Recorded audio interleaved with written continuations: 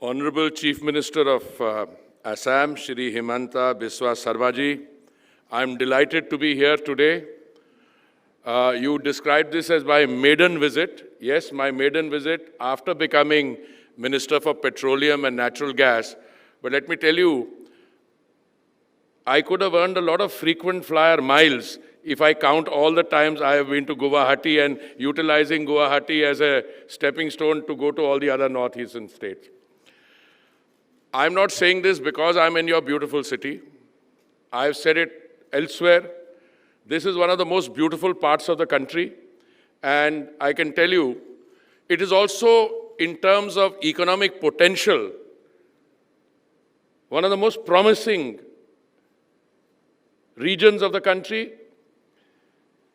The Prime Minister in 2014, when he assumed office, transformed what was then called a look east policy into an act east policy.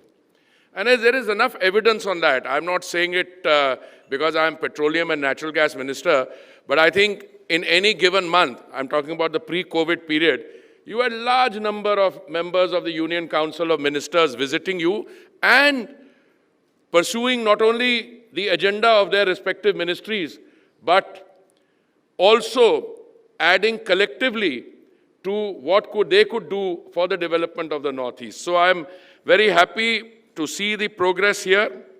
Let me take this opportunity to thank in particular my colleagues from the northeastern states. I'm particularly grateful that Shri Mosangji from Arunachal Pradesh, Shri Biswajit Singh Ji from Manipur, Shri Lalthang Liana Ji from Mizoram, Shri Kashiho Sangdam Ji from the government of Nagaland, Shri Bhutia Ji from Sikkim, and our colleagues Patwari Ji and G. Mohan Ji are here with us. Like the template set by the Honorable Chief Minister, I have a prepared statement which I'm sure my office would be happy to release. I would like to take this opportunity to make a few broad points. First and foremost, whenever you take economic or commercial decisions, it goes without saying that you make an assessment of how much consumption you will have. Let me tell you, no matter which way you look at the Indian energy sector, the consumption is a given. Today, prior to COVID, we were a $2.89 trillion economy. We will be a $5 trillion economy very soon, 2024-25, and a $10 trillion economy by 2030.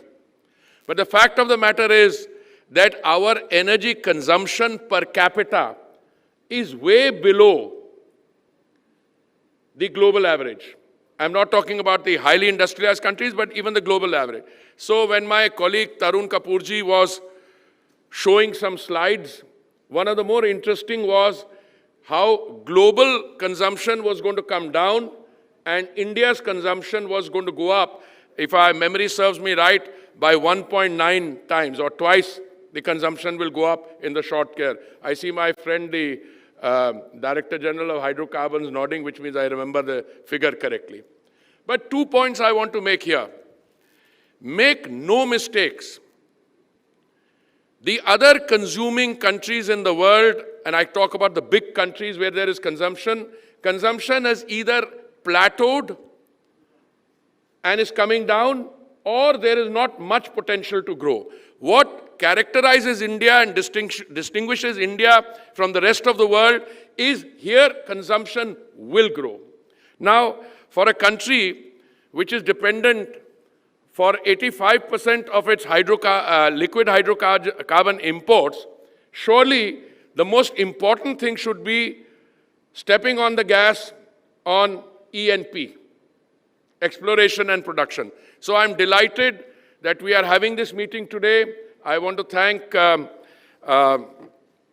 my colleague Tarun Kapoorji in my ministry.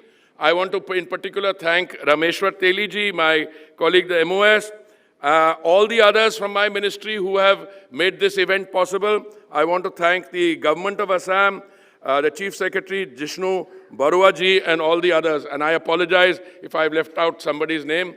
It could only be inadvertent. Now, India's potential, India's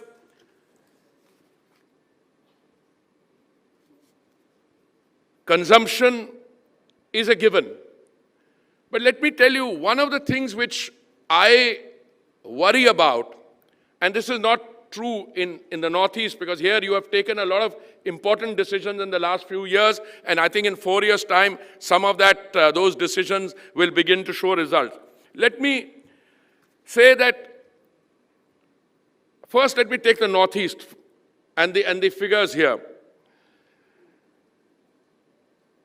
That there is a huge hydrocarbon potential waiting to be tapped. I think every presentation, every speaker has covered that.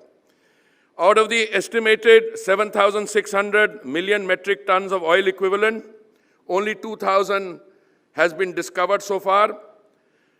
With concerted efforts by industry and governments, oil production is expected to increase by 67% from 4.11 MMT in 2020-21 to 6.85 MMT in 4 years. That's an impressive increase, and it is taking place. Gas production is forecasted to more than double from 5.05 billion cubic meters in 2021 to 10.87 billion cubic meters in the next 4 years.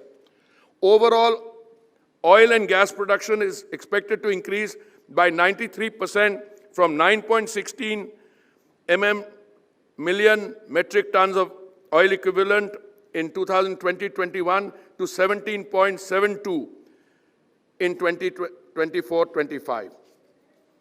But we need to do more.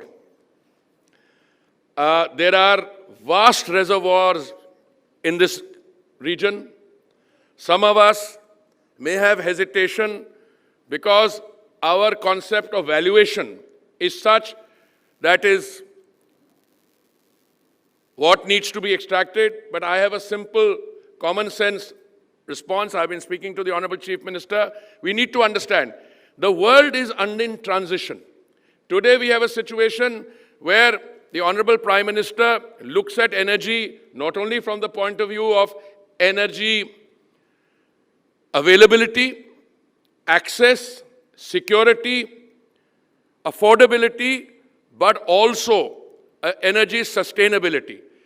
When the American envoy for climate change came to see me a few days ago, one of the first points I made to him, anticipating he might ask me the question, I said, technically the nomenclature of my ministry is Ministry of Petroleum and Natural Gas, but you could easily be called the Ministry of Energy Transition.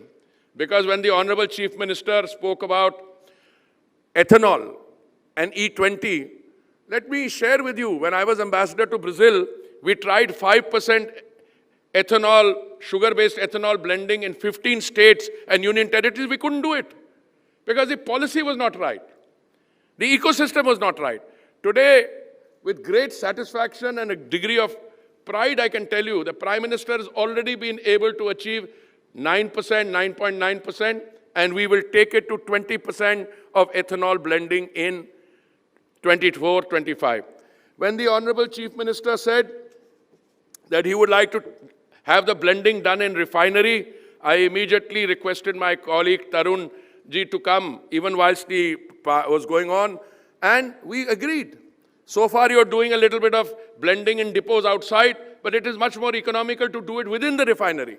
And finally, when you go from E20 to a higher figure, you will find that you will be able to transport the entire ethanol into the bunk at the petrol pump, and then if you have a flexi fuel engine, you can turn it 70% petrol, 30% ethanol, or the other way around. These are things which are in the logic, but we should have the policy, and we should have the policy decisions taken early so that we can implement it.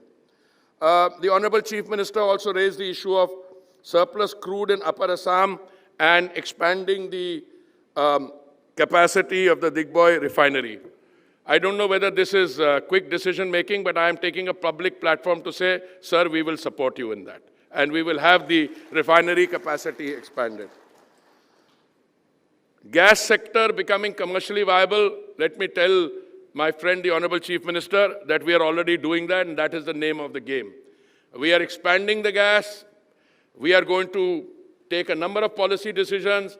We have pipelines, I think, of 22,000 kilometers. We are planning to take that to 35,000 kilometers. So in every respect, I think we are on target. As I said, I have a longer speech, but I don't think I will tell it. We will have that circulated. Some of the landmark steps which we took recently help hydrocarbon exploration and licensing policy.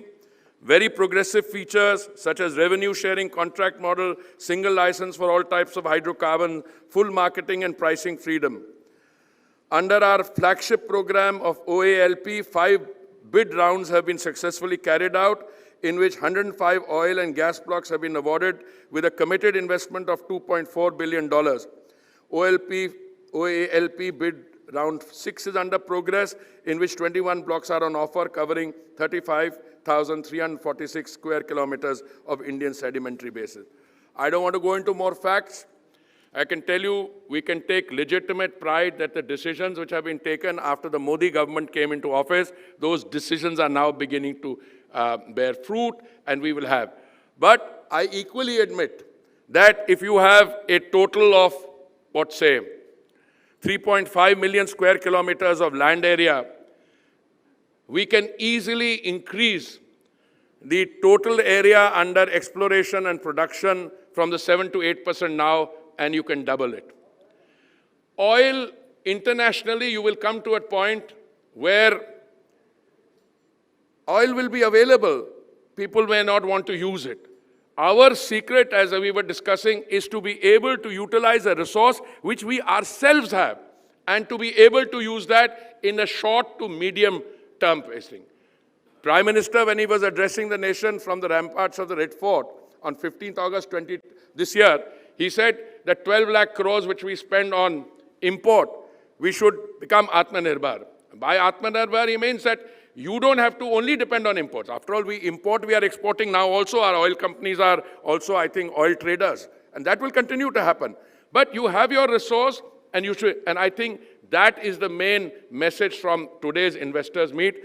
And I promised myself that I'm not going to speak beyond a point. I think I've already crossed that. But what I did tell the Honorable Chief Minister, and I'm telling all of you, and especially my oil company chief executives, that we will be having a VC every month to follow up on the decisions taken, so that some of the decisions are not dependent on letter coming from the Honorable Chief Ministers to us, and then for us to reply. These are things we can discuss over the VC, and our oil companies will be present there. So I will request the Honorable Ministers who have joined us today from all the states, Meghalaya, everyone, to join us and to take decision making, so that we convert the potential that we have of energy in the Northeast into a win-win, not only for the Northeast, but for the country. Thank you very much.